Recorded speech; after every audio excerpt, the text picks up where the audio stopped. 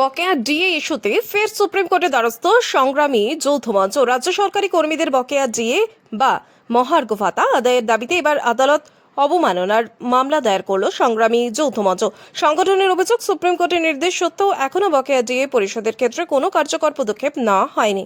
এর আগে মুখ্য সচিব ও অর্থ সচিবের কাছে নোটিশ পাঠিয়েছিল সংগ্রামী যৌথ মঞ্চ, কিন্তু সেই নোটিশের কোনো সুদুত্তর না মেলায় শেষ পর্যন্ত দেশের শীর্ষ আদালত অর্থাৎ সুপ্রিম কোর্ট অফ ইন্ডিয়ার দ্বারস্থ হওয়ার সিদ্ধান্ত নেয় তারা। সংগ্রামী যৌথ মঞ্চ দাবি, আদালতের নির্দেশ মানা হয়নি, তাই বাধ্য হয়েই আদালতের অবমাননার মামলা দায়ের করা হয়েছে। তাদের বক্তব্য, রাজ্য সরকারের উচিত অবিলম্বে বকেয়া ডিএ মিটিয়ে দেওয়া।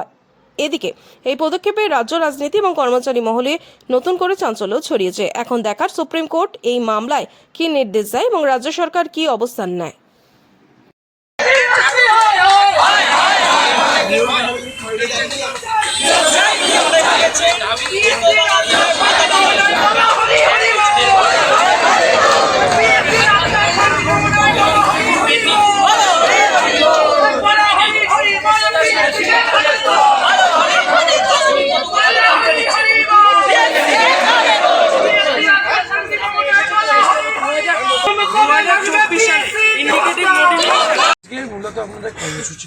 আজকের মূলত কর্মসূচি আমাদের সেটা হলো আমাদের নতুন নোটিফিকেশন, চাকরির নোটিফিকেশন, বেকারের কর্মসংস্থান, যেটার অভাব লক্ষ্য করছি আমরা গত 5-6 বছর ধরে। আমাদের লাস্ট নতুন নোটিফিকেশান বলতে যা এসেছে সেটা 2023 সালে। আমাদের এখানে WBCS এর মতো এক্সাম, যেটা আমাদের প্রশাসনিক ভিত্তি কাঠামো, আমাদের আমলাতন্ত্রের ভিত্তি সেই WBCS এক্সাম যেটা 2023 সাল পর্যন্ত, স্বাধীনতার পর থেকে 2023 সাল পর্যন্ত প্রতি বছর হয়েছে, সেটা 23-এর পরে আর এখনও পর্যন্ত সেই এক্সাম হয়নি। অর্থাৎ আমরা 26 সালে আছে, সেই এক্সাম হয়নি। হঠাৎ করে আমাদের WBCS এক্সাম বন্ধ করে দেওয়া হলো। তার সাথে সাথে PSC ক্লার্কশিপ মিসলেনিয়াস, যেটা লাস্ট 2023-এ এসেছিলো, তার এখনও মেন্সের রেজাল্ট আসেনি। আর নতুন নোটিফিকেশান কিছু নেই, বেকারের কর্মসংস্থান নেই। এটাই আমাদের মূল দাবি যে নতুন নোটিফিকেশান বার করতে হবে।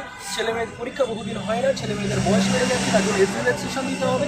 এবং তার সাথে সাথে আমাদের যে পেন্ডিং রেজাল্টগুলো বহুদিন ধরে আটকে রয়েছে, সেগুলো পাবলিশ করতে হবে। দাবি আজকে আমরা PSCর সামনে সবাই স্টুডেন্টরা মিলে এবং শিক্ষকরাও আছেন, আমরা সবাই সমবেত হয়েছি মূলত 5 থেকে 6টা মূল দাবি। তার মূল 1 নম্বর পয়েন্ট হচ্ছে নতুন নোটিফিকেশান। PSC 2024 সালের ডিসেম্বর থেকে 15টার মধ্যে ইন্ডিকেটিভ নোটিফিকেশান দিয়ে রেখেছে। সেই ইন্ডিকেটিভ খেলা চলছে। আজকে 2026 সালের 20 ফেব্রুয়ারি, এখন অবধি WBCS ছাড়া কোনো ইন্ডিকেটিভ নোটিফিকেশানের ডিটেল নোটিফিকেশান আসেনি।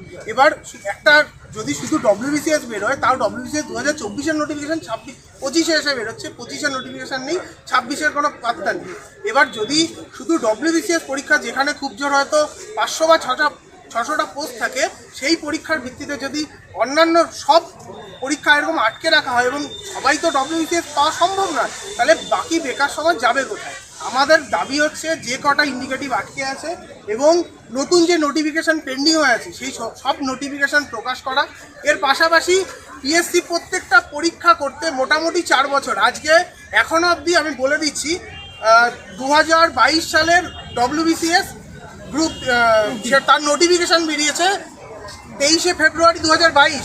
আজকে 4 বছর হতে চললো, বাচ্চা হাঁটতে শিখে গেছে কিন্তু কথা বলতে পারছে না, রেজাল্ট বেরোয়নি এখনও। আর 6 দিন হলে 4 বছর পূর্ণ হয়ে যাবে, 3 দিন হলে, সরি। তো এইভাবে যদি চলে, একটা পরীক্ষা ওয়ার্কস অ্যাকাউন্টেন্ট, সেই পরীক্ষা 8 বছর পর নিয়োগ হয়েছে। এইভাবে যদি চলে, তাহলে পরীক্ষার্থীরা এমনিতে পরীক্ষা হয় না, তারপর যদি এরকম বয়স বাড়তে থাকে সবার, তাহলে পরীক্ষার্থীরা পরীক্ষা দেবে কী করে? তাই আমাদের দাবি হচ্ছে নতুন পরীক্ষার পাশাপাশি 5 বছরের রিল্যাক্সেশন দেওয়া, এজ রিল্যাক্সেশন দেওয়া। তার